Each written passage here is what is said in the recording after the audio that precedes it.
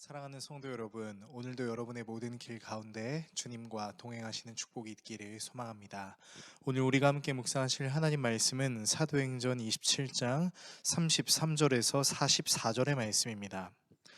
날이 새어감에 바울이 여러 사람에게 음식 먹기를 권하여 이르되 너희가 기다리고 기다리며 먹지 못하고 줄인지가 오늘까지 열 나흘인즉 음식 먹기를 권하노니 이것이 너희의 구원을 위하는 것이요 너희 중 머리카락 하나도 잃을 자가 없으리라 하고 떡을 가져다가 모든 사람 앞에서 하나님께 축사하고 떼어 먹기를 시작하매 그들도 다 안심하고 받아 먹으니 배에 있는 우리의 수는 전부 276명이더라.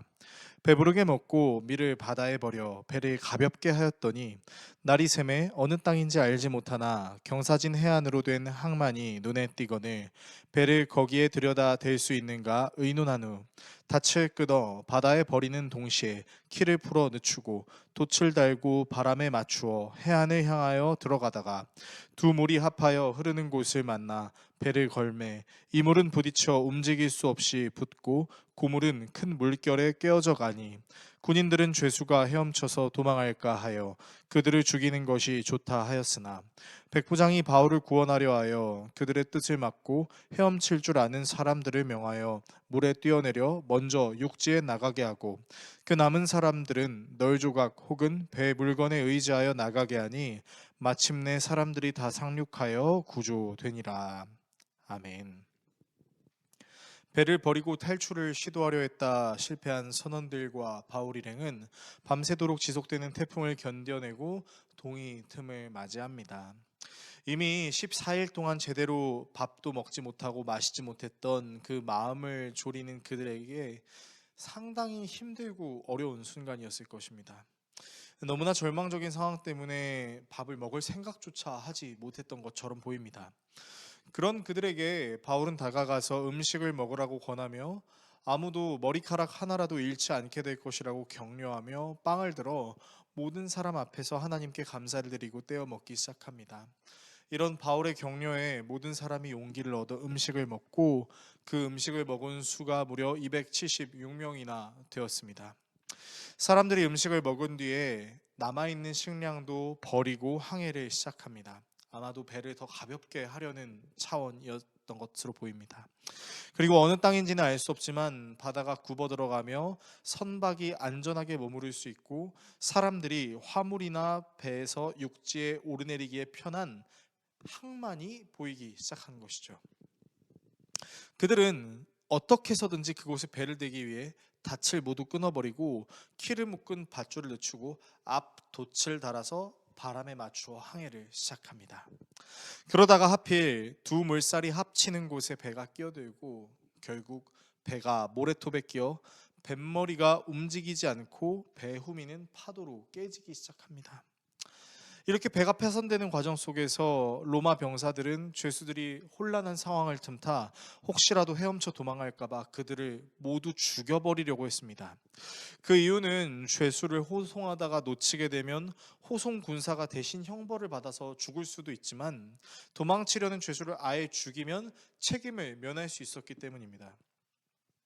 병사들은 백부장에게 죄인들을 죽이자고 이야기하지만 오히려 백부장은 바울을 구하기 위해 헤엄칠 수 있는 사람은 헤엄을 치고 헤엄을 치지 못하는 사람들은 무엇이라도 잡아서 가라고 이야기하고 결국 이 백부장의 통솔로 276명 모두는 죽지 않고 살아납니다.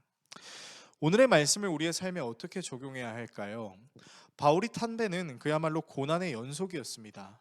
결국 그 고난의 연속은 멜리데라는 섬 앞에서 모래톱에 걸려 배가 파손되는 결과를 맞이하고 당황한 군사들은 백부장에게 죄인들을 모조리 죽여 자기의 죄가 없는 것으로 만들려고 했죠. 사실 이렇게 행동하는 것이 어떻게 보면 백부장 율리오에게도 실리적으로 편안한 선택이라고 할 수 있었습니다. 그러나 모든 이를 죽일 수 있는 권한을 가진 백부장 율리오는 그렇게 행동하지 않고 오히려 모두를 살리기 위한 방안을 생각하고 그것을 바로 실행에 옮기는 과감한 결단을 내렸습니다. 그가 그렇게 결단을 내릴 수 있는 이유가 무엇이었을까요? 그는 죄수로 호송되는 바울의 말과 행동을 경험하면서 그가 믿는 하나님이 진짜라는 사실을 알게 됩니다.